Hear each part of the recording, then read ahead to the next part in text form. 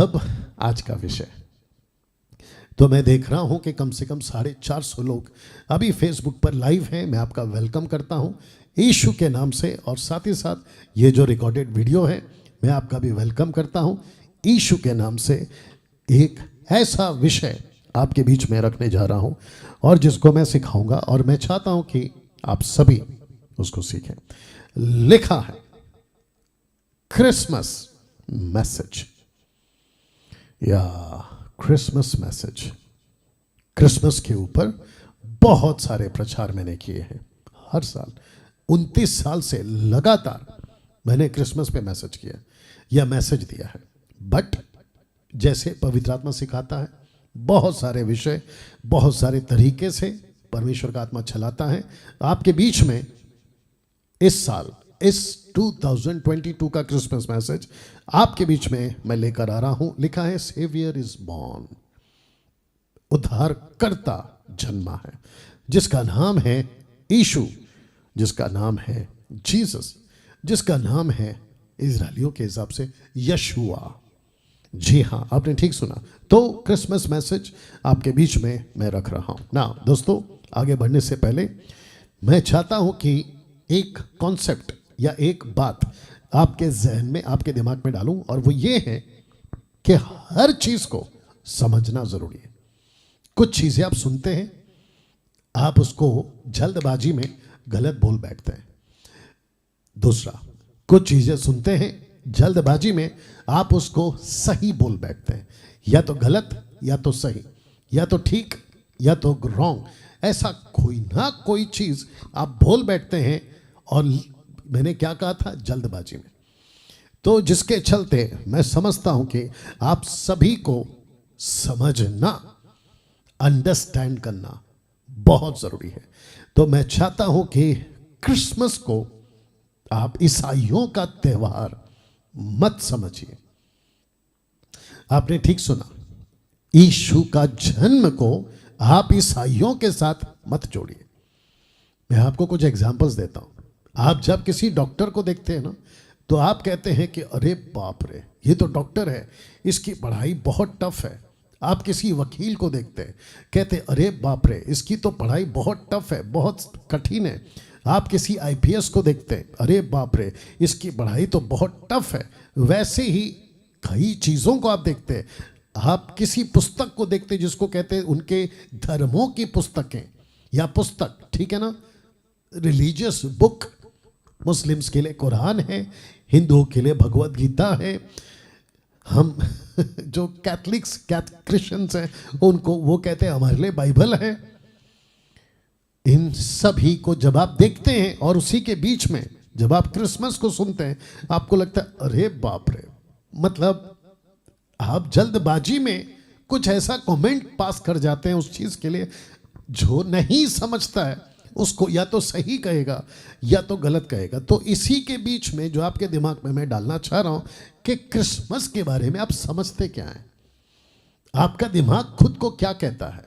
आप जब देखते हैं ना, ओके क्रिसमस आ गया, 24-25 दिसंबर है तो क्रिसमस आ गया। कल बीजेपी के जो लीडर थे, जिनका निधन हो चुका है, अटल बिहारी वाजपेयी जी, उनका कल जन्मदिन है, जो कि मैं समझता पूरा भारत इस बात से वाकिफ होगा। ठीक उसी दिन, यानी कि कल 25 दिसंबर, वैसे ही 25 दिसंबर सबको पता है क्रिसमस है, क्रिसमस है। बट जैसे मैंने कहा, समझो, कोई चीज को आप जब नहीं समझोगे या तो सही या तो गलत बोल बैठोगे। तो जिसके चलते क्रिसमस के मैसेज को आपके बीच में रखने से पहले मैं चाहता हूं कि आप क्रिसमस को समझो, जिसके लिए यह वचन रखा है। मत्ती 13:19, मैथ्यू 13:19 लिखा है, जो कोई राज्य का वचन सुनकर नहीं समझता, देख लीजिए, लिखा है नहीं समझता, उसके मन में जो कुछ बोया गया था उसे वह दुष्ट, इसको मैंने स्पॉट किया है, लिखा है कि वह दुष्ट आकर छीन ले जाता है। तो नीचे लिखा है कि आज सारा खेल समझने का है। जिसको आप पीटर कहते हैं ना, कैथलिक वाले पीटर, क्रिश्चियंस पीटर, जो पी के टर, मतलब पिया हुआ बॉटल के साथ, सब पीटर ऐसे नहीं है, मैं एग्जांपल दे रहा हूं। आपको लगता है कि देखा ये है क्रिसमस, नहीं बॉस, वो क्रिसमस नहीं है। जो अपने घर पे दारू की बोतल रखे और कहे हैप्पी क्रिसमस, वो क्रिसमस नहीं है। जो अपने घर को पेंट करे और खूब सजाए लाइटों से, और क्रिसमस ट्री क्रिप्स अभी रखूंगा, और साथ ही साथ तारा जिसको कहते हैं स्टार, या सेंटा क्लॉज लाल कपड़ा लाल टोपी, या फिर किसी प्रकार का कोई भी क्रिसमस इमेजेस, और आप उसको रखते कहते कि आज मेरा क्रिसमस है, मैं क्रिश्चियन हूं, मेरा फेस्टिवल है, उसको क्रिसमस नहीं कहते। क्रिसमस को समझिए। तो लिखा है कि जो कोई राज्य का वचन सुनकर नहीं समझता, उसके मन में जो कुछ बोया गया था वो से वह दुष्ट आकर छीन ले जाता है। मैं आपको बताऊं, बहुत ध्यान से सुनना, पेंटिकोस्टल वालों, कैरिस्मेटिक वालों, या जो भी तुम ग्रुप वाले हो, इंडिपेंडेंट वालों, ध्यान से सुनना।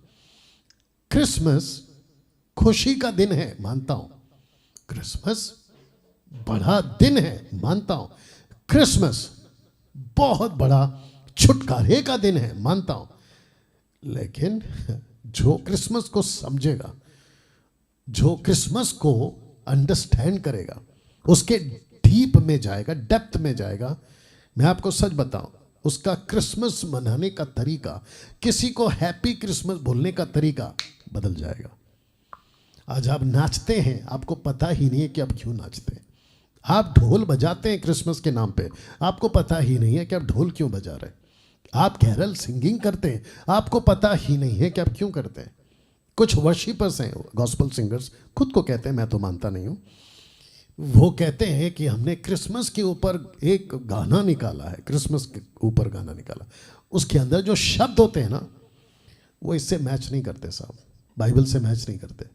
उसमें गाने में शब्द होता है, यीशु पैदा हो गया गाय के गौशाला में। गाय का गौशाला नहीं है, वो भेड़ों का है। उसमें गाय आ जाता है, गाय का गौशाला। जो भेड़ें थी ना, वो बलिदान होने वाली भेड़ों की जगह थी। वो नॉर्मल चरवे नहीं थे, वो चरवे थे जिनको सैक्रिफाइस करने के लिए भेड़ों को तैयार करके रखना होता था। ये वो चरवे थे, उसको समझिए, नंबर 1। नंबर 2 कहते हैं कि आओ खुशी से झूमे नाचे गाए।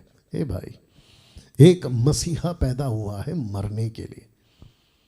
आपने ठीक सुना, दिमाग की बत्ती जलाओ, अपने दिमाग को खोलो, बकवास के गीत मत गाया करो।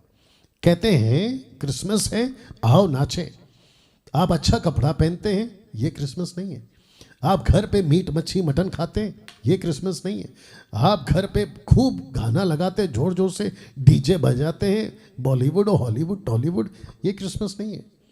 तो जिसके चलते मैंने लिखा है, अंडरस्टैंड फर्स्ट, आपको समझना होगा। मसीहत सच है, मैं तो बोलूंगा डंके की चोट पे, मसीहत कुछ सदियों से, कुछ डेकेड से, जो अभी पीढ़ी बड़ी हो रही है ना, बच्चे, उनको ठीक से पेश ही नहीं किया गया है कि एक्चुअली क्रिसमस है क्या। उनको नहीं पेश किया गया है। उनको सिर्फ इतना बताया गया है कि हम क्रिश्चियंस हैं और हम ईसाइयों का 3 बार साल में 3 बार बड़े बड़े फेस्टिवल्स आते हैं। एक हो गया क्रिसमस, दूसरा है गुड फ्राइडे, यीशु मरे, गुड फ्राइडे, हालांकि वो बैड फ्राइडे होना चाहिए, गुड फ्राइडे, और उसके बाद आता है ठीक 3 दिन के बाद में ईस्टर संडे, या 3 ऑन थर्ड डे। ये 3 फेस्टिवल के अलावा, क्योंकि कॉन्स्टिट्यूशन में भी आ गया है, तो Christmas, good Friday, Easter Sunday, that's it. और सब बच्चों को यही पता है, अभी वाले जो बच्चे हैं उनको यही पता है कि माँ बाप ने यही सिखाया है, Christmas, good Friday, Easter Sunday, बस उसको मानो। अब वो क्या है, क्यों है, उसके पीछे मकसद क्या है, किसी को नहीं पता, किसी को नहीं पता। देखिए, जितने भी जो शहीद हुए हैं ना लोग भारत के लिए, जिन्होंने अपनी जान गंवा दी, उन सभी का जब उनका जो साल आता है, या जिस साल उन्होंने अपनी सैक्रिफाइस दी थी, उसको लेकर जो नेता होते हैं ना, पॉलिटिशियंस, लीडर्स जो होते हैं ना, अगर उनके बातों में या मूवीज जो बनती हैं, उनके डायरेक्टर ने अगर जरा भी गड़बड़ किया, आप बर्दाश्त करोगे? आप नहीं करोगे। कहोगे कि भगत सिंह जी को आप ऐसे पेश कर रहे हैं, अंबेडकर जी को आप ऐसे पेश कर रहे हैं, महात्मा गांधी जी को आप ऐसे पेश कर रहे हैं जिन्होंने इस देश के लिए त्याग किया है।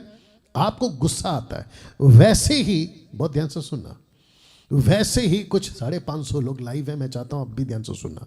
वैसे ही जब कोई आज क्रिसमस को, यीशु के जन्म को ठीक से ना समझे और उल्टे सीधे तरीके से पेश करे, मुझे भी गुस्सा आता है, या मुझे भी गुस्सा आता है।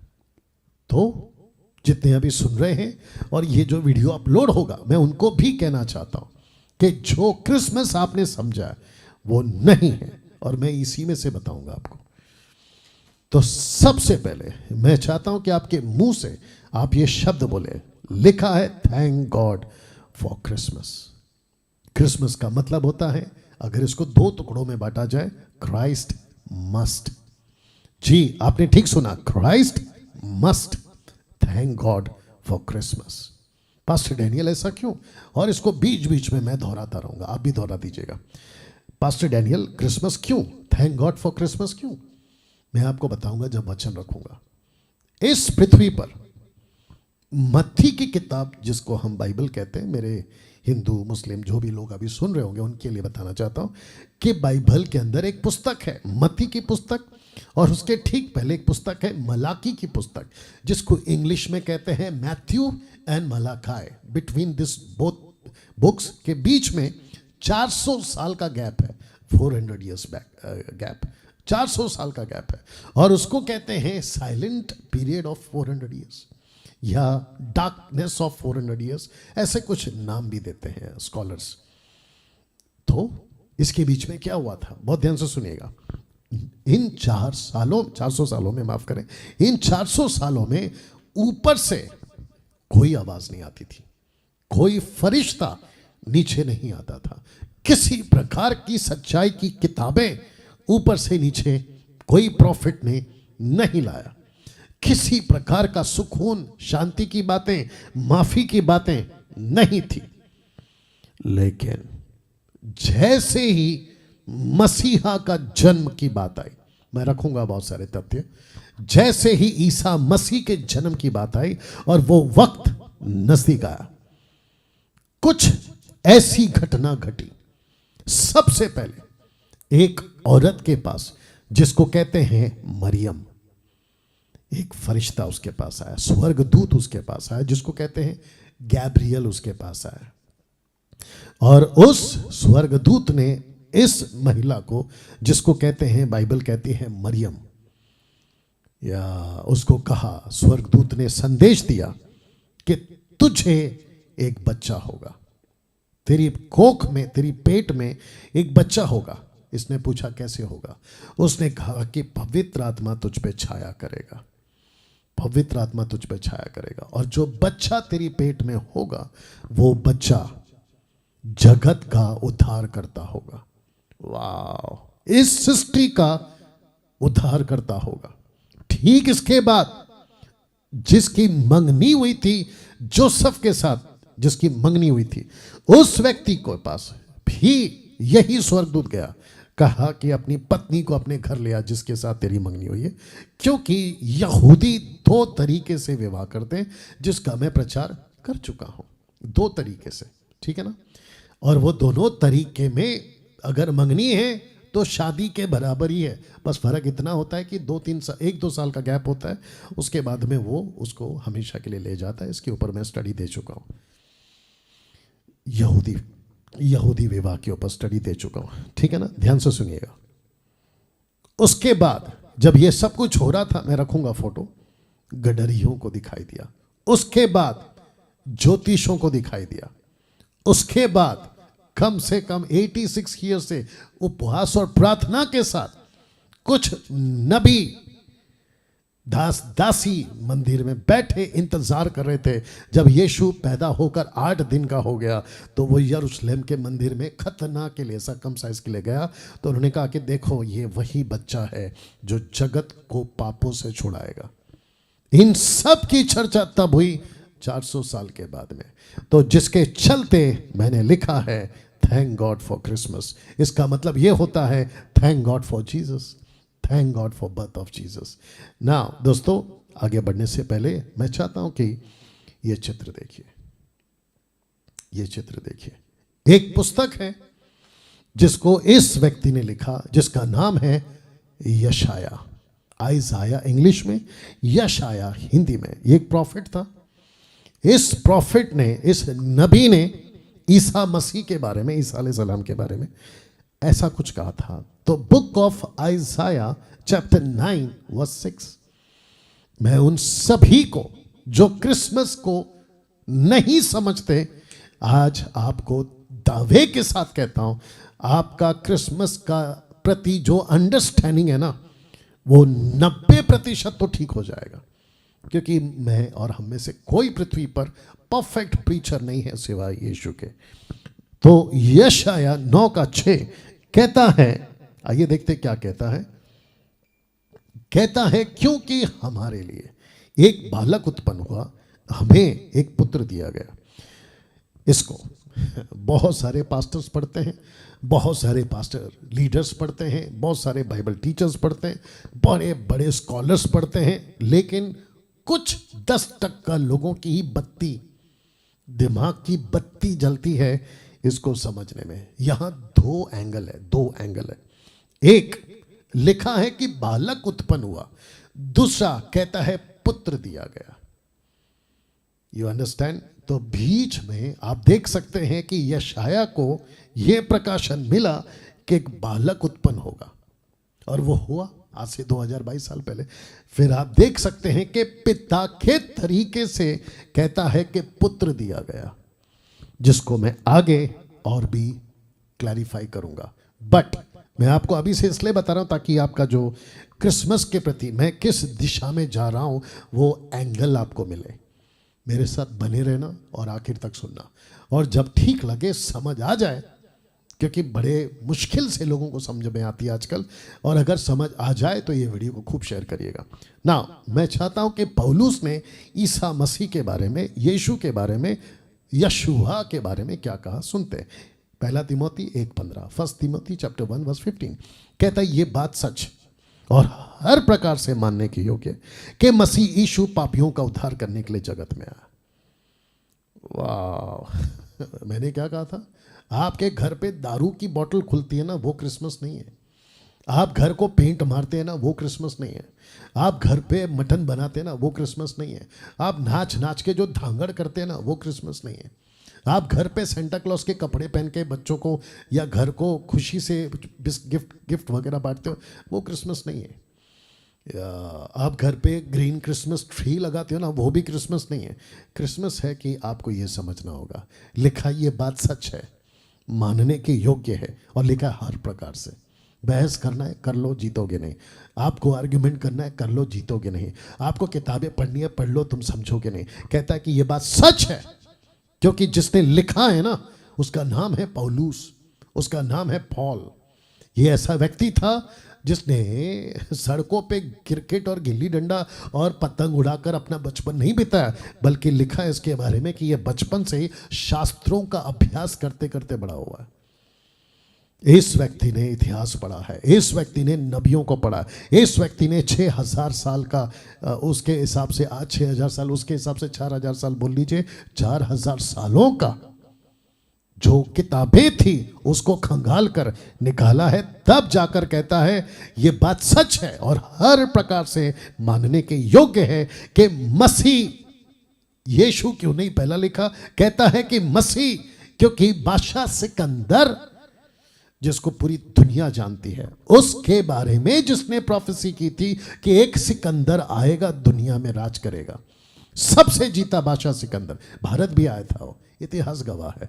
जिसके बारे में प्रोफेसी करी थी ना, उसका नाम है दानियल, इंग्लिश में कहते हैं Daniel, the book of Daniel, Bible की बात कर रहा हूं। उसके अंदर इस व्यक्ति ने जिसका नाम है डैनियल, चैप्टर 9 चैप्टर 10 में इसने ये प्रोफेसी करी थी कि मसीहा आएगा, द क्राइस्ट विल कम।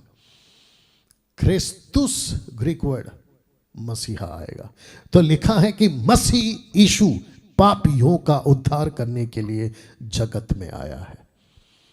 आप जिसको क्रिसमस समझ रहे ना साहब, वो वैसा क्रिसमस नहीं है जो कैथलिक वालों ने पेश किया है। ये वो क्रिसमस नहीं है बैप्टिस्ट वालों ने पेश किया है, charismatic, Pentecostal, Lutheran, Brethren, main line, side line, इन्होंने पेश किया। ये वो नहीं है। आपको जो पेश किया जा रहा है वो वचन के आधार पर है कि यीशु का पृथ्वी पर आने का एक ही मकसद था, मानव जाति का उद्धार। अगर आप इसको नहीं समझे, गई भैंस पानी में। अभी तक ऐसा लग रहा है तो आपको यह समझना होगा ना। यीशु, बहुत ध्यान से सुनिएगा, जब पैदा हुए 8वें दिन पर मंदिर पहुंचे थे। उसके बाद 12 साल की उम्र में मंदिर पहुंचे थे। उसके बाद जो तीसरी बार वो पहुंचे थे मंदिर में, वो 30 साल के थे। You understood? 8वां दिन, 12वां दिन, 30 साल, 12वां साल, 30 साल। लिखा है 30 वर्ष का होकर यीशु मंदिर गया। ये चित्र देख लो, एक और ये दो चित्र, दोनों सेम है, बट आपको समझाने के लिए मैंने एक को जूम किया हुआ या हाईलाइट किया हुआ है, ठीक है ना, ताकि नजदीक ला सके।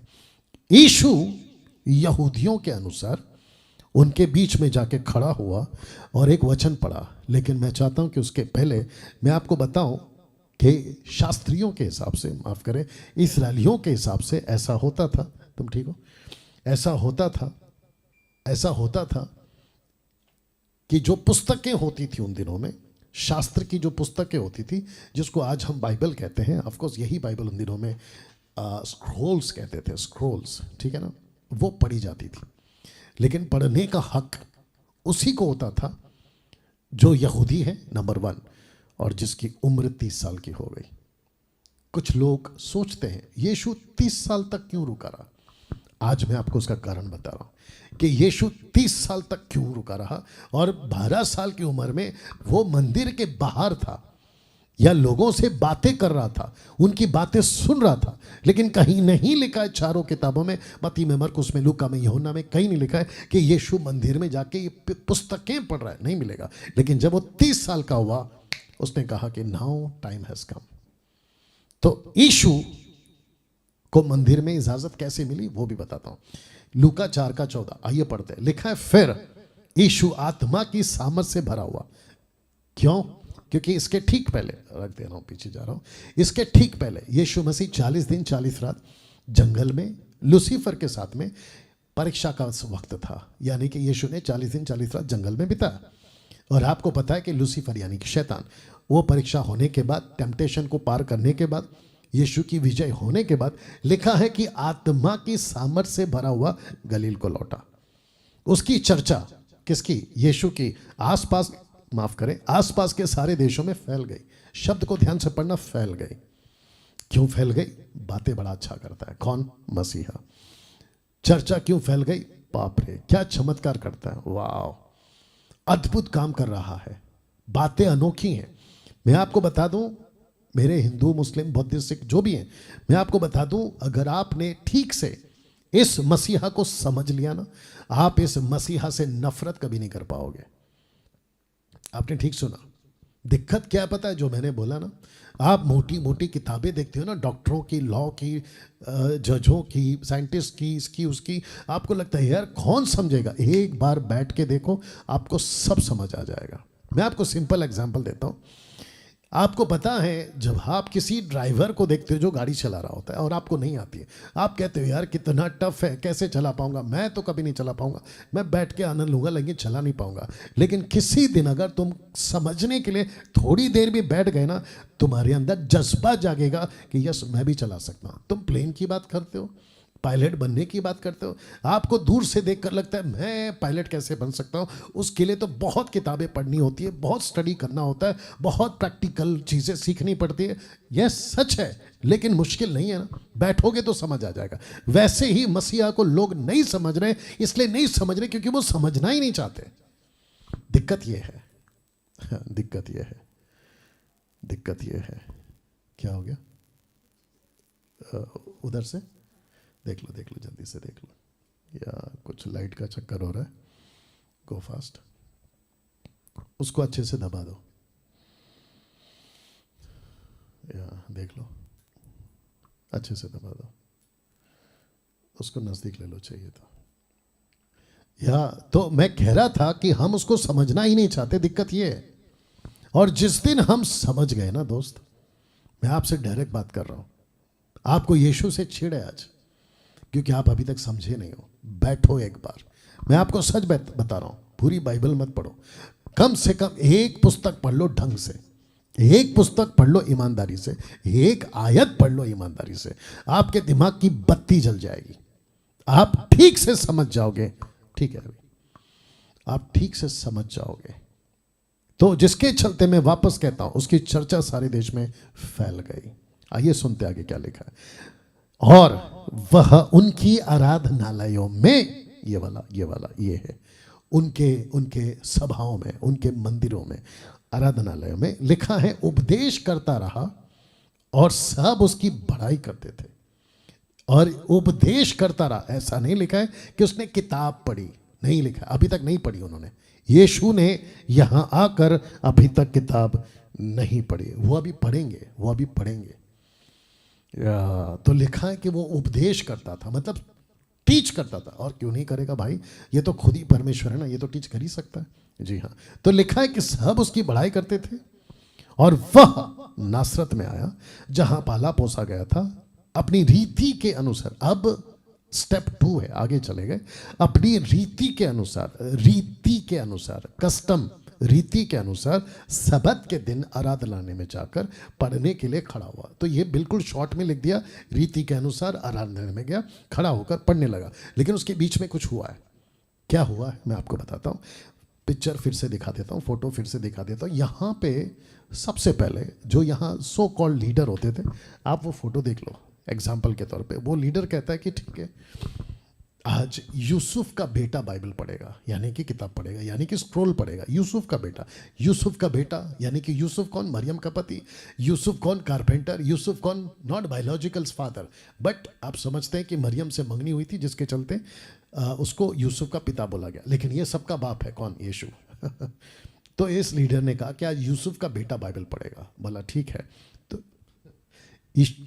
यीशु को पता था वक्त आ गया। तो लिखा है, वापस आ रहा हूं, लिखा है कि अपनी रीति के अनुसार सबत के दिन आराधनालय में जाकर पढ़ने के लिए खड़ा हुआ। अब मैं आपको वापस बताता हूं कि इसको क्यों दिया गया। क्योंकि ऊपर लिखा है कि इसकी चर्चा फैल गई, ऊपर लिखा है कि ये फेमस हो गया, ऊपर लिखा है कि सब इसकी बड़ाई करते थे, ऊपर लिखा है कि वो उपदेश करता था। तो वो जो लीडर था उसने कहा कि यार आदमी अच्छा है। कौन? यीशु। आदमी बड़ा अच्छा है, बोलता बहुत अच्छा है। एक काम करते हैं, आज इसको मौका देते हैं। उसके चलते, और याद रखो सब कुछ नियुक्त है पहले से, क्योंकि परमेश्वर को पता था कि मेरा बेटा को पृथ्वी पे भेजूंगा। और याद रखना, बालक दिया गया है और बेटा पैदा हुआ है। बालक उत्पन्न हुआ है, हमें बेटा दिया गया। माफ करें ये वाली लाइन, ठीक है। आइए पढ़ते हैं क्या कहा यार, क्या किया यीशु ने।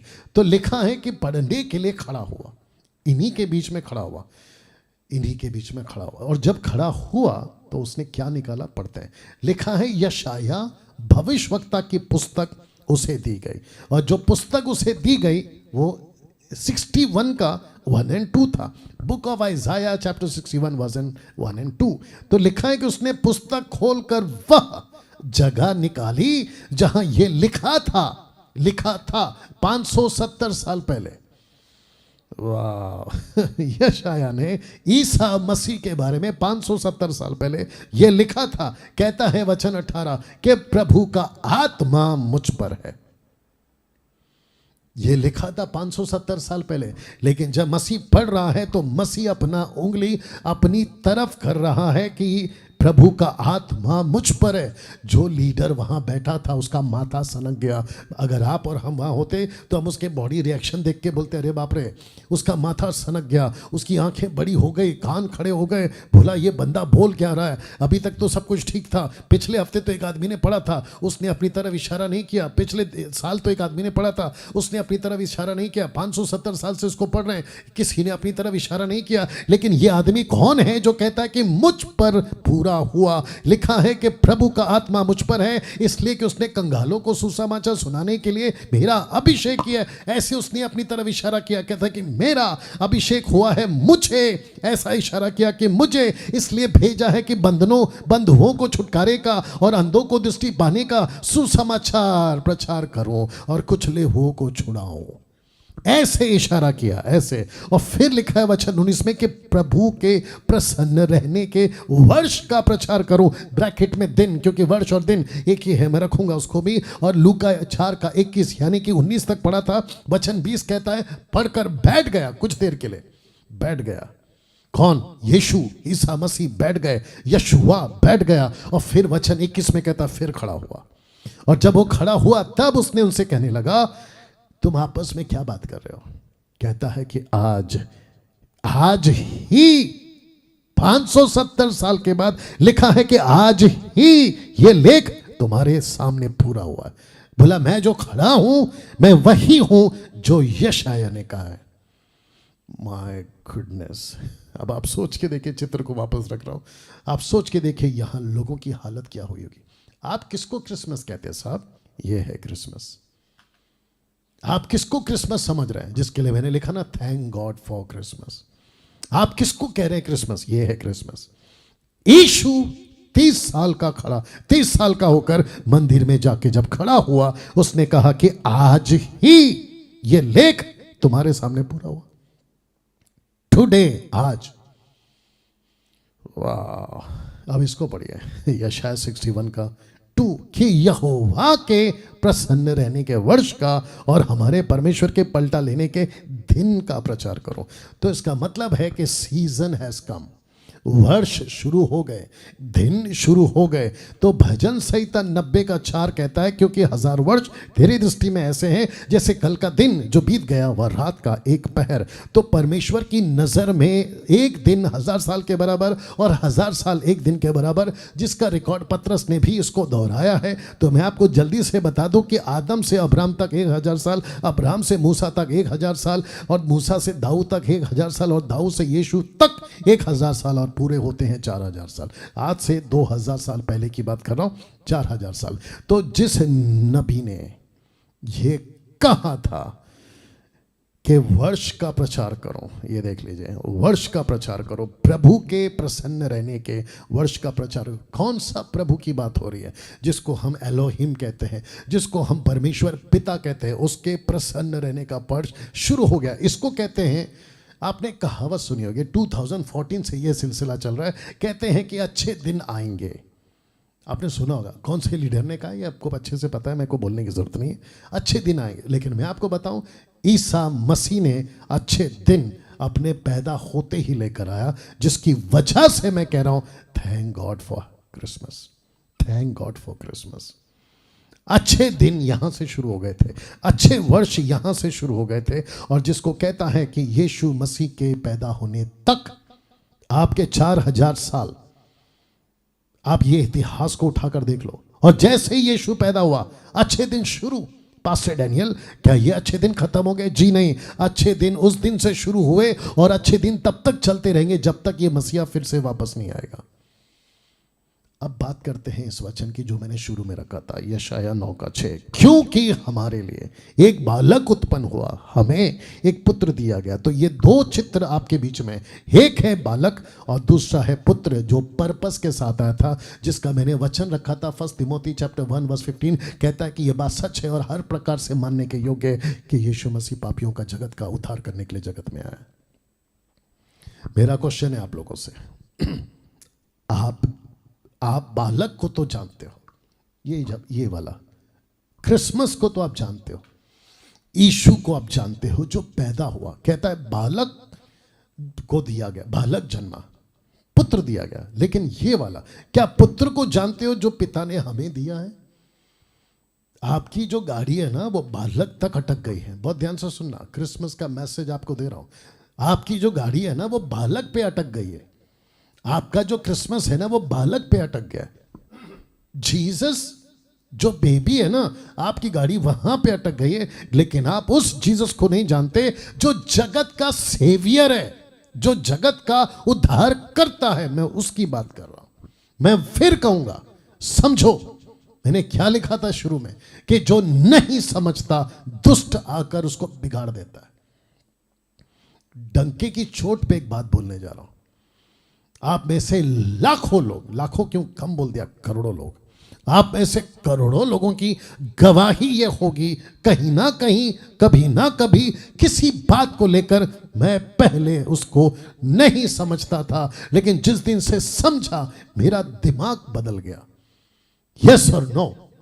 किसी पुस्तक को आप दूर से देखते थे, यार इसको मैं कभी नहीं समझ पाऊंगा, लेकिन जब बैठे उसको लेकर समझ गए। आपको जब 15-20 साल पहले जब आपको पता चला था ना न्यूज़ में कि एक ऐसा डब्बा आएगा, उसको कहते हैं मोबाइल, सेल फोन, आप कहीं पे भी लेके जा सकते हो, उसको कहते हैं बिना तार का मोबाइल, क्योंकि जो फ़ोन होते थे टेलीफोन वो वायर से बंधा होता था। आपको अगर फ़ोन पे बात करना है तो वहाँ जाकर बात करना होता था। अब तो ऐसा है कि आप कहीं पे भी ले जा सकते हो, क्योंकि ऊपर सैटेलाइट भेज दिया गया है नेटवर्क का, और आप दुनिया के किसी भी कोने में आप जा सकते हो। बाकायदा बस वो जो डेटा है, वो जो इंटरनेट है, उसकी जो सिम कार्ड है उसका कंपनी उस देश में होना चाहिए। यस और नो। आपको पहले नहीं समझा था ये सिस्टम, लेकिन जब आप बैठे, आपके हाथ में जब पहला फोन आया था, देना कोई भी एक फोन व्हाइट वाला दे दो, आपके हाथ में जब ये फोन आया था ना ऐसा वाला, आपने बोला बाप रे इसको ऑपरेट कैसे करते हैं, कुछ ना बटन है ना कुछ है। देखिए ना, पहला बटन वाला आता था, उस पर कंफ्यूजन था, अभी तो बटन भी नहीं है, टोटल ब्लैंक है। उसके बाद में आपको पता चला कि भाई ये काम कैसे करता है, ये काम कैसे करता है, तब पता चला कि भाई ये टच स्क्रीन है, ये टच स्क्रीन है। वैसे ही आप इसको दूर से देख रहे हो, आप यीशु को दूर से देख रहे हो, दूर से देख रहे हो, आपको पता नहीं चल रहा है। एक सेकंड दीजिए।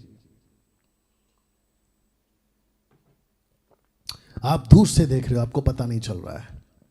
आप किसी चर्च को देखते हो, कहते ये ईसाइयों का चर्च है, ये ईसाइयों का मंदिर है। खबरदार, किसी भी चर्च को आप ईसाइयों का चर्च मत बोलिए। हाँ, अंदर वालों ने बना के रखा होगा कि भाई हम तो ईसाई लोग हैं, केवल हम मिलते हैं, आपको इजाजत नहीं है। लेकिन मैं आपको अभी फिर रखूंगा एक वचन। एक काम करते हैं, पहले रखते हैं फिर बात करते हैं। लिखा है यूहन्ना 3:16, क्योंकि परमेश्वर ने जगत से ऐसा प्रेम रखा कि उसने अपना एक लौता पुत्र दे दिया। ऐसा नहीं लिखा कि बालक उत्पन्न होकर दे दिया, नो, लिखा है पुत्र दे दिया, ताकि जो कोई उस पर विश्वास करे वह नाश ना हो परंतु अनंत जीवन पाए। वचन 17 पढ़िए। लिखा है परमेश्वर ने अपने पुत्र को, बालक नहीं लिखा है, पुत्र को जगत में इसलिए नहीं भेजा कि जगत पर दंड की आज्ञा दे, लिखा है परंतु इसलिए कि जगत उसके द्वारा उद्धार पाए। ईसा मसीह को दूर से मत देखो भाई। क्रिसमस कहते हो ना, आपके ऑफिस में, स्कूल में, कॉलेज में। अभी हम एक होटल में गए थे कॉन्फ्रेंस का हॉल बुक करने के लिए। अगले साल यानी कि अगले हफ्ते 4 जनवरी को MMB का कॉन्फ्रेंस है। उसके लिए जब हम गए थे तो होटल को उन्होंने सेंटा क्लॉज से, क्रिसमस ट्री से, क्रिसमस के नाम से सजा के रखा था। अब उसके हिसाब से क्या है, सेंटा क्लॉज क्रिसमस है। अब उनको नहीं पता है, इसलिए नहीं पता है क्योंकि जो उनको जबरदस्ती किसी की समझ थोपी गई है ना, वो उसी को लेके चल रहे हैं। लेकिन बाइबल के मुताबिक सही समझ के आपको इस मैसेज के माध्यम से बता रहा हूं और आगे भी बताऊंगा। अभी तक कैसा लग रहा है दोस्तों? फिर कहता खूब शेयर करो, अभी करो, खूब शेयर करो और वॉच पार्टी करो, खूब दूसरों तक पहुंचाओ, क्योंकि ये ऐसा मैसेज है जो दुनिया के लिए दिया गया। यहाँ नहीं लिखा है कि उसने क्रिश्चियनिटी से प्यार किया, ऐसा नहीं लिखा है कि उसने इजरायलियों से प्यार किया, ऐसा नहीं लिखा है कि उसने रोम से प्यार किया, या उसने ऐसा नहीं कहा कि यूरोप से प्यार किया या पेरिस से प्यार किया। लिखा है जगत से प्यार किया। आप अगर इस जगत के वासी हो तो तुम जगत में रहते हो, और अगर तुम जगत में रहते हो तो ईसा मसीह तुम्हारे लिए है। बाकी बहस करना है करो, कोई फर्क नहीं पड़ता है। तुम दिन को रात और रात को दिन नहीं कर सकते। जो सही है वो सही है। वापस पढ़ते हैं। लिखा है परमेश्वर ने जगत से ऐसा प्रेम रखा कि उसने अपना इकलौता पुत्र दे दिया। बालक नहीं दिया, पुत्र दिया। ये है वो पुत्र, ये है वो पुत्र, ताकि जो कोई इस पर विश्वास करे। किस पर? इस पुत्र पर, बालक पर नहीं, इस पुत्र पर, क्रिश्चियनिटी पर नहीं, इस पुत्र पर। जो कोई पुत्र पर विश्वास करेगा वो नाश नहीं होगा। क्यों नाश क्यों नहीं होगा पास्टर डैनियल? बहुत ध्यान से सुनिए। क्योंकि मलाकी और मती के बीच में मैंने क्या कहा था, 400 साल का गैप है। याद आ गया आपको? 400 साल का गैप है। और जिसके चलते हुआ यह, 400 साल का गैप है, उसके चलते हुआ यह, थोड़ा बर्दाश्त कर, हुआ यह कि जिस पिता ने, जिसने पूरी दुनिया बनाई, आपने आपका घर बनाया ना, ध्यान से सुनना, एग्जाम्पल दे रहा हूं, आपने आपका घर बनाया ना, अलमारी कहाँ होगी, बेडरूम कहाँ होगा, किचन कैसे होगा, बाथरूम कैसे होगा, अलमारी कैसे रखी जाएगी, खिड़की बनाना है नहीं बनाना है, दरवाज़ा बनाना है, कहाँ रखना है, कैसे रखना है, इसका चुनाव कौन करता है? आप ही करते हैं ना। वैसे ही जो कुम्हार होता है ना, मिट्टी का बर्तन जो बनाता है, उसको पता होता है कि मैं गोल बनाऊँ, चौकन बनाऊँ, आड़ा बनाऊँ, टेढ़ा बनाऊँ, ये उसकी मर्जी है। वैसे ही ये दुनिया को जिसने बनाया, उसने कहा कि ये दुनिया पापी हो गई है। मैंने बीच में एक प्रचार किया था कि दुनिया बदल रही है, याद होगा आपको। उसको कम से कम 40,000 के आसपास लोग देख चुके, मात्र 2-3 हफ्ते में। आपने नहीं देखा तो देखिएगा, दुनिया बदल रही है। वैसे ही तब भी दुनिया बदल रही थी, और तब के मामले में तो अभी तो बहुत ज़्यादा बेड़ा गर्क है, लेकिन तब उस परमेश्वर पिता ने कहा ओके, एक चांस और देंगे। किसको? दुनिया को। मैं रखूंगा आगे कुछ, एक चांस और देंगे। मैं जानता हूं कि 9 बज चुके हैं, लेकिन बर्दाश्त करिए थोड़ा सा, है ना, मेरे साथ रुकिएगा। इस दुनिया को एक चांस और देते हैं। बोला चांस कैसे देंगे? लिखा है कि मैं सबसे पहले इनसे प्यार करूंगा। जो प्यार करता है ना वो मारेगा नहीं, जो प्यार करता है ना वो सजा नहीं देगा, जो प्यार करता है ना वो नरक में नहीं डालेगा। इसने कहा कि एक काम करते, जगत से प्यार करते हैं, तो उसने प्यार किया। प्यार का नतीजा क्या निकला? क्योंकि 3:16 कहता है कि बेटा दे दिया। पहला यूहन्ना 3:16, 1 जॉन 3:16, और ये है जॉन 3:16। तो 1 जॉन 3:16 कहता है कि जो प्यार करता है वो प्रूफ करता है। प्रूफ कैसे करता है? वो अपने लोगों के लिए जान दे देता है, ऐसा लिखा है। वाह। तो वचन 17 कहता है, अपना पुत्र को इसलिए जगत में नहीं भेजा कि जगत को सजा दे। लिख लीजिए, देख लीजिए, ऐसा नहीं लिखा कि सजा दे। इसका मतलब क्या है? जगत सजा के योग्य था, जगत सजा के योग्य था। आप जितने पढ़े लिखे पंडित, जितने पढ़े लिखे साइंटिस्ट, जितने पढ़े लिखे तुर्रम खान दिग्गज, मैं सबकी बात कर रहा हूं। आपको खुद को भी पता है कि दुनिया आज कहां जा रही है। कुछ भी ठीक नहीं है ना, आप ही बताइए ना, कुछ भी ठीक है? बिल्कुल नहीं। सड़क पे चल नहीं सकते, इतनी गंदगी है। घर पर, आपके टेलीविजन पर, फोन पर, आपके फेसबुक, यूट्यूब पर, कुछ भी ठीक नहीं, आप जानते हैं इस बात को। तो लिखा है कि जगत को सजा नहीं दूंगा, बल्कि इस बेटे के द्वारा जगत को बचाऊंगा। यह है क्रिसमस। तो जिसके चलते मैंने क्या कहा था, थैंक गॉड फॉर क्रिसमस। अब पढ़िए इसको, पहला तिमोथी 1:15 जो मैं पढ़वा चुका हूं। ये बात कौन सी बात? ये वाली बात सच है, हर प्रकार से मानने के योग्य है कि मसीह यीशु पापियों का उद्धार करने के लिए जगत में आया। जब ये बात हुई जब ये बात हुई, आपको पता है, ठीक 2 साल बाद वही स्वर्गदूत फिर वापस आया इनके पास में, गडरियों के पास में। क्यों? क्योंकि वो जगत का उद्धार करता है, और जो जगत का उद्धार करता है उसको बलि होना है, बलि, लहू देना है, कीमत चुकाना है लहू की। लहू देकर माफ करें, क्योंकि जो परमेश्वर पिता है उसको सैक्रिफाइस चाहिए था। मानव जाति को बचाने के लिए एक सैक्रिफाइस देना था। सैक्रिफाइस इसलिए देना था क्योंकि परमेश्वर पिता प्यारा है, प्यारा है, वो प्रेम है। ध्यान से सुनना, he is love, he doesn't have love, he is love. कुछ लोग कहते हैं मेरे पास प्यार नहीं है। भाई, परमेश्वर के पास प्यार पाने की जरूरत नहीं है, वो खुद ही प्यार है। अगर वो प्यार है, दूसरा कहता है वो पवित्र है, और तीसरा कहता है वो न्याय है, लव, होलीनेस एंड जस्टिस। अगर ये तीनों है, इसके ऊपर फिर कभी प्रचार करूंगा। अगर वो तीनों है ना, अगर वो जस्टिस है आखिरी वाला, तो जस्टिस कैसे किसी को बर्दाश्त कर सकता है? अगर वो कहता है मैं इसको प्यार करता हूं, मैं इसको अपना बेटा कहता हूं, तो जस्टिस कहता है कि अगर बेटा कहते तो इसका न्याय करो। और फिर बीच में है पवित्र, कहता है तुम पवित्र होकर आप पापियों बच्चों के साथ में अपने आप को बाप का रास्ता कैसे दे रहे हो? तब जाकर ये रास्ता निकला कि मैं खुद को मनुष्य बनाऊंगा, मैं खुद को इंसान बनाऊंगा, और मैं खुद मनुष्य बनकर पैदा होऊंगा। किसी के पल्ले नहीं पड़ेगा साहब, ये बात शारीरिक है ना, नहीं पड़ेगा। तो जिसके चलते लूका 2:11 कि आज दाऊद के नगर में, दाऊद कौन? बाइबल वाला। दाऊद के नगर में तुम्हारे लिए उद्धारकर्ता जन्मा है, यही मसीह प्रभु है। क्यों? क्योंकि यूहन्ना 1 में आपको पता होगा, मैं ज़्यादा लंबा नहीं खींचूंगा, आपको पता होगा जितने शास्त्री फरीसी थे सब किसी का इंतजार कर रहे थे। इंतजार किसका कर रहे थे? मसीहा का। जॉन द बैप्टिस्ट को पूछा कि जो मसीह आने वाला था कहीं आप तो नहीं है? उसने साफ कहा मैं तो नहीं हूँ भैया। लेकिन जब उसने दूर से देखा उसने कहा ये है मसीहा। वाह! तो लिखा है कि तुम्हारे लिए उद्धारकर्ता जन्मा है और यही मसीह प्रभु है। तो ये जो गडरिये हैं ना नीचे, ये वो गडरिये नहीं है जो बैल बकरी, माफ करे, गाय चरा रहे थे। नहीं, ये वो भेड़ बकरी चरा रहे थे जिनका सैक्रिफाइस होना था। तो इन्हीं को कहा अब सैक्रिफाइस की जरूरत नहीं है। बोला क्यों? क्योंकि एक पैदा हो चुका है, पैदा होके 2 साल हो गए उसको, वो बलिदान देगा ना। मैंने आपसे कहा था अभी थोड़ी देर पहले, जगत में मसीहा को भेजा क्योंकि यशायाह 9:6 कहता है बालक उत्पन्न हुआ और फिर कहता है कि पुत्र दिया गया। अगर पुत्र दिया गया है तो क्वेश्चन उठता है ये पुत्र ने किया क्या? तो जिसके कॉन्टेक्स्ट में या संदर्भ में या उस घड़ी में आपके बीच में ये बात रखना, देख लीजिए, यहाँ उद्धार का प्रचार नहीं था, यहाँ जगत नहीं बचा। ये जहाज याद होगा, इसको कहते हैं नूहा का जहाज, नूहा का जहाज। और नीचे देख लीजिए कैसे तबाही हुई है, मनुष्य कैसे पानी में डूब के मर गया। यहाँ पे भी प्रचार नहीं किया गया उद्धार का। क्यों? ये कौन सा? ये सदम गमोरा। आप ये चित्र देख लो, लूत की पत्नी, लॉर्ड्स वाइफ। जीसस ने कहा कि रिमेंबर द लॉर्ड्स वाइफ। यीशु ने साफ कहा लूत की पत्नी को याद रखो। क्यों? क्योंकि यहाँ प्रचार नहीं हुआ था उद्धार का। ये है लूत, उसकी 2 बेटियां भागी सदम और गमोरा से, आग से खत्म कर दिया, इसको पानी से खत्म कर दिया। जब यीशु पैदा हुआ तो यीशु ने कहा कि द्वार में हूं, यहां नहीं बच सकते, यहां नहीं बच सकते, लेकिन अब पूरी दुनिया को मैं खत्म करने वाला हूं। तो कहता है कि अब द्वार में हूं, ब्रैकेट में यीशु, यदि कोई मेरे द्वारा भीतर प्रवेश करे तो वह उद्धार पाएगा, वह उद्धार पाएगा। पास्टर डैनियल, आपने अभी तक कहा, ध्यान से सुनिएगा, आपने अभी तक कहा थैंक गॉड फॉर क्रिसमस। पता है क्यों? क्योंकि अगर यीशु पैदा नहीं होते ये स्वर्ग का दरवाज़ा नहीं खुलता।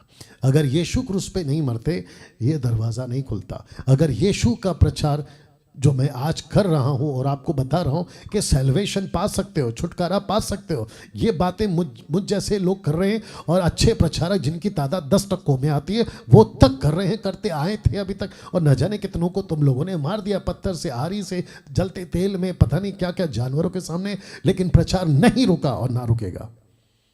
क्योंकि ये प्रचार करने का योजना खुद परमेश्वर ने बनाया कि दुनिया को खत्म करने से पहले मैं चाहता हूं कि तुम सत्य को जानो। दोस्तों, ये चित्र देखिए, इस पृथ्वी पर उद्धार को लेकर बहुत सी दुकानें चल रही हैं। कहते हैं कि ये बाबा के पीछे चलो, आपको जन्नत मिल जाएगी, रास्ता मिल जाएगा, आपको स्वर्ग मिल जाएगा, मरने के बाद में आपकी आत्मा यहाँ वहाँ भटकेगी नहीं। तो जिसके चलते मैंने रखा है कि आजकल बहुत सारी दुकानें खुली हुई है, क्योंकि रोमियो 3:12 कहता है सब भटक गए। पास्टर डैनियल, हम यीशु को क्यों माने? अगर सब भटक गए हैं तो तुम्हारे वाले भी तो भटक गए ना, तुम भी तो भटके होंगे। मुझे बोलते होंगे, कुछ लोग बोलते होंगे। अभी मैं आपको बताऊं, मैं नहीं भटका हूं, और ना ही जो ईसा मसीह का प्रचार करते वो भटके हैं। आप जानना चाहते क्यों? पूछ लीजिए क्यों। पूछा भी होगा तो पूछा होगा, अगर क्यों तो जवाब है यूं। क्योंकि जितने भी धर्म का रास्ता दिखाते हैं, माफ करें, उद्धार का रास्ता दिखाते, जो अपनी अपनी दुकानें चलाते ना, वो यहीं पैदा हुए और यहीं पे रास्ता दिखा रहे हैं। लेकिन यीशु यहां पैदा जरूर हुआ, लेकिन आया कहां से? और उसको पैदा किसी इंसानों ने नहीं किया, उसको वो खुद पैदा हुआ है। मैंने बीच में कहा था कि जब परमेश्वर औरत को बना रहा था ना, तो औरत को बनाते बनाते उसने कोख बनाई, जिसको कहते हैं ना गर्भ की थैली बनाई, ठीक है ना। उसको ऐसे बनाया कि औरत का खून बच्चे में ना जाए। वाह! औरत का खून बच्चे में ना जाए। बच्चे को सांस मिलती है कोख में, पोषण मिलता है कोख में, सब कुछ मिलता है, लेकिन खून नहीं मिलेगा, इसलिए बनाया था। और परमेश्वर ने कहा कि मैं अपने बच्चे को, यानी कि बेटे को जब दूंगा, तो लिखा है ना बालक उत्पन्न हुआ और पुत्र दिया गया। वो इसलिए दिया गया क्योंकि वो ऊपर से है। और यीशु साफ कहता है, तो मेरी क्यों सुनोगे? क्योंकि मैं यहाँ का नहीं हूँ, मैं तो वहाँ का हूँ। और यीशु गया कहाँ? वहाँ। हमको ले जाने की बात करता है कहाँ? वहाँ। मैं आपको कहाँ का प्रचार कर रहा हूँ? वहाँ। या एक एग्जाम्पल रख रहा हूँ सर। बच्चा जब तक होश में ना आए, 3 साल तक, 3 साल तक बच्चा जब तक होश में ना आए, इस बच्चे को नहीं पता है कि मेरा बाप कौन है, मेरी माँ कौन है, मेरी जात कौन सी है, मैं कौन से घर में रहता हूँ, मेरा पोस्टल एड्रेस क्या है। इस बच्चे को कुछ नहीं पता। आंखें होकर भी ये बच्चा होश में अंधा है, होश के मामले में अंधा है। इसके काने हैं, कुछ नहीं सुनता। माँ बाप बोलते रहते, अरे मेरे पे गया, इसकी नाक मुझ पर गई, मैं इसका बाप हूँ। बच्चे को कहते हैं बेटा मैं तेरा बाप हूँ, माँ कहती मैं तेरी माँ हूँ। कोई फर्क नहीं पड़ता इस बच्चे को। क्यों? होश में नहीं है। लिखा है जब तक होश में ना आए, होश में नहीं है। लेकिन 3 साल के बाद जैसे ही बच्चे को सेंस आता है, अपने टूटे फूटे शब्दों से, लड़खड़ाती जबान से पापा पापा मम्मा यहाँ से बोलना शुरू करता है। और जैसे जैसे बड़ा होता है, जैसे जैसे होश इसका और भी शार्प होता है, इसको पता चल जाता है मैं हिंदू हूँ, मैं मुस्लिम हूँ, मैं सिख हूँ, मैं ईसाई हूँ, मैं बुद्धिस्ट हूँ, मैं पारसी, जो भी आप यू अंडरस्टैंड। वैसे ही मनुष्य जब तक उद्धार ना पाए, ये भी बेहोश में है। ये बच्चा 3 साल तक बेहोश, होश नहीं, ये मरने तक अगर उद्धार नहीं पाया, ये भी होश में नहीं। और जिसके चलते इसको पता ही नहीं चलता है सही है क्या। इस आदमी, ये फोटो मैंने ऐसे ही रख दिया, किसी का नहीं है, मुझे मिला, आपको समझाना था इसलिए रख दिया। इसके मट्टी में जाने तक इसको जो कुछ इसके लोगों ने इसके दिमाग में थोपा है ना, तुम ये हो, तुम ये हो, तुम ये हो, बस ये उसी को लेके चल रहा है। लेकिन जिस दिन इसको सच्चे परमेश्वर की परख, और इसको बैठना होगा, इसको मतलब आपको और जितने सुन रहे उनको। 29 साल पहले मैं भी होश में नहीं था, पैदा तो हो गया था लेकिन सेंस नहीं था, बत्ती नहीं जली थी, बत्ती नहीं जली थी, बत्ती नहीं जली थी। यार सही क्या है, गलत क्या है, सही क्या है, गलत, जो थोपा गया उसी को लेके चल रहा है। गरीब का बच्चा खुद को गरीब क्यों कहता है? माँ बाप गरीब है। अमीर का बच्चा अमीर क्यों कहता है? माँ बाप अमीर है। You understand?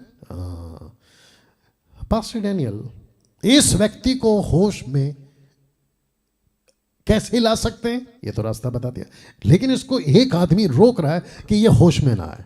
आइए रखता हूं। लिखा है शैतान ने तो अपनी पूरी ताकत झोंक दी है, 2 कुरिन्थियों 4:4, कि मनुष्य सच्चे उद्धार से वंचित रहे। बहुत ध्यान से सुनना, मैं समाप्ति पर आ गया हूं। इस पृथ्वी पे 2 ईश्वर हैं, बाकी जितने को बहस करना है कर लो। इस पृथ्वी पे 2 ईश्वर है, इस प्लेनेट पे 2 गॉड्स हैं, 2 ईश्वर हैं। एक वो परमेश्वर जिसने पूरी दुनिया बनाई, जिसको मैं डंके की चोट पे कहता हूं, उसका नाम है यीशु, उसका नाम है ईसा मसीह, उसका नाम है यशुआ। ट्रांसलेशन के हिसाब से ये बात कर रहा हूं, जीसस, यीशु, डंके की चोट पे बोल रहा हूं। मेरे पास में बहुत सारे रेफरेंस स्क्रिप्चर्स हैं, ठीक है पास्टर डैनियल, ओके, एक तो हो गया यीशु। दूसरा ईश्वर कौन है? ये रहा शैतान। दूसरा ईश्वर इस संसार में, इस संसार का दूसरा ईश्वर ये है, और इसका एक ही काम है, सच्चे ईश्वर की पहचान ना करवाना। बच्चे पैदा तो हो रहे हैं, 3 साल के बाद होश में आ रहे हैं, मेरा बाप है, यही मेरा बाप, मेरा बाप है, यही मेरा बाप, ये मेरा घर है, ये मेरा धर्म है, ये मेरा स्कूल है, ये मेरा कॉलेज है, ये मैं हूं, ये मेरे, समझ में आ गया। लेकिन ये इंसान इस जगत को छोड़ने से पहले अगर ये होश में नहीं आया, ये था उम्र हमेशा के लिए, ये व्यक्ति दूसरा खुदा इस दुनिया का शैतान इसको नरक में डाल देगा इसको नरक में डाल देगा, इसको नरक में डाल देगा। 2 लोग भटका रहे हैं सच्चे उद्धार से, 2 लोग भटका रहे हैं, मनुष्य और शैतान। मनुष्य कैसे? क्योंकि इस व्यक्ति के पास में अगर मैं पहुंच गया, या हम जो वचन वाले या सत्य वाले, तो इसकी आंख खोल देंगे अगर ये समझ गया तो। लेकिन अगर हम जैसे इंसान जो खुद ही भटके हैं, इसको और भटकाएंगे। तो जिसके चलते मत्ती 15:14 कहता है कि अंधा अंधे को रास्ता नहीं दिखा सकता, शैतान कैसे भटका रहा है मैं ऑलरेडी बता चुका हूं आपको। रोमियो 8:19 कहता है क्योंकि सृष्टि बड़ी आशा भरी दृष्टि से परमेश्वर के पुत्रों के प्रकट होने की बाट जो रही है। सृष्टि खुद इंतजार करे, ये दुनिया इंतजार करे। दुनिया आज तड़प रही है, आपको नहीं पता, ये जमीन तड़प रही है, सूरज चांद तारे सब तड़प रहे। बोला सत्य को क्यों नहीं जान रहे? ये वो खुदा है जिसने हमको बनाया। कौन कहता है? तारे कहते हैं, सूरज कहता है, चांद कहते हैं, आपस में बातें करते हैं। दूसरा पत्र 3:9 कहता है प्रभु अपनी प्रतिज्ञा के विषय में देर नहीं करता जैसी देर कितने लोग समझते हैं, पर तुम्हारे विषय में धीरज धरता है, नहीं चाहता कि कोई नाश हो, वरना ये कि सबको मन फिराव का अवसर मिले। जब तक दुनिया सलामत है, जब तक बची है, वायरस अभी फिर से आ रहा है, कोरोना वायरस वापस आ रहा है, बड़ी तेजी से आ रहा है। आज मैं न्यूज़ में देख रहा था 25 करोड़ लोग चाइना में, 25 crore, can you believe this? 25 crore वापस अभी वायरस से ग्रस्त है, पॉजिटिव है। 25 करोड़, सोच के देखिए 25 करोड़। लेकिन वो रुका हुआ है, जमीन अभी तक नहीं फटी है, ऊपर से आग अभी तक नहीं गिरी है, किसी प्रकार का कोई भूचाल भूकंप नहीं आया। जब तक जिंदा हो बचो, जब तक होश में हो बचो। पास्टर डैनियल, वो कौन सा नाम है जिससे हम उद्धार पा सकते हैं? तो पतरस ने कहा किसी दूसरे के द्वारा उद्धार नहीं, किसी दूसरे के द्वारा उद्धार नहीं, क्योंकि स्वर्ग के नीचे यानी कि मनुष्यों के बीच में, आकाश के नीचे कोई दूसरा नाम नहीं दिया गया जिसके द्वारा हम उद्धार पा सकते। वो नाम क्या है? रख रहा हूं, यदि तू अपने मुंह से यीशु को प्रभु जानकर अंगीकार करे, अपने मन से विश्वास करे कि परमेश्वर उसे मरे हुए में से जिलाए, तो तू निश्चय उद्धार पाएगा, तुम बच जाओगे। खुदा के क्रोध से तुम बच जाओगे। लिखा है पर जो विवादी हैं, सत्य को नहीं मानते वरन अधर्म को मानते हैं, उन पर क्रोध और कोप पड़ेगा। मेरा ये वीडियो आप मजाक में ले सकते हैं, लेकिन इसके लिए तैयार हो जाना। मेरी बातों को तुम मजाक में उड़ा सकते हो, उड़ाओ, लेकिन इसके लिए तैयार हो जाना। पास्टर डैनियल, आप परमेश्वर के नाम पे हमको डरा रहे हैं? बिल्कुल नहीं, सत्य बता रहा हूं। हर चीज का परिणाम होता है ना, हर चीज का परिणाम होता है। मैं वो आपको परिणाम बता रहा हूं। You understand? जहर खाओगे तो मरोगे, सांप को पालोगे तो काटेगा, शेर को पालोगे तो काट खाएगा। यही तो परिणाम है। दोस्तों, कैसा लगा? मैं चाहता हूं कि क्रिसमस को आप ऐसे समझो, दारू की बोतल क्रिसमस नहीं होती, सेंटा क्लॉज क्रिसमस नहीं होता, क्रिसमस ट्री क्रिसमस नहीं होता। या आइए प्रार्थना करते हैं आपके लिए। अनुग्रहकारी पिता, धन्यवाद। मेरी प्रार्थना है प्रभु यीशु आपसे कि जो भी इस वीडियो को अभी देख रहा होगा प्रभु, उन सभी की आत्मिक आंखें खोल, सत्य को जान सके और अपना जीवन आपको सौंप सके। क्योंकि लिखा है अगर सत्य को नहीं माना, सत्य को नहीं जाना, जीते जी होश में नहीं आए, अनंत काल का क्रोध और कोप उन पर पड़ेगा। प्रभु, मैं नहीं चाहता कि कोई नाश हो, बल्कि सब बचाया जाए। आप ऐसा कर रहे हैं, उसके लिए आपको धन्यवाद। ये प्रार्थना यीशु के नाम से, आमीन।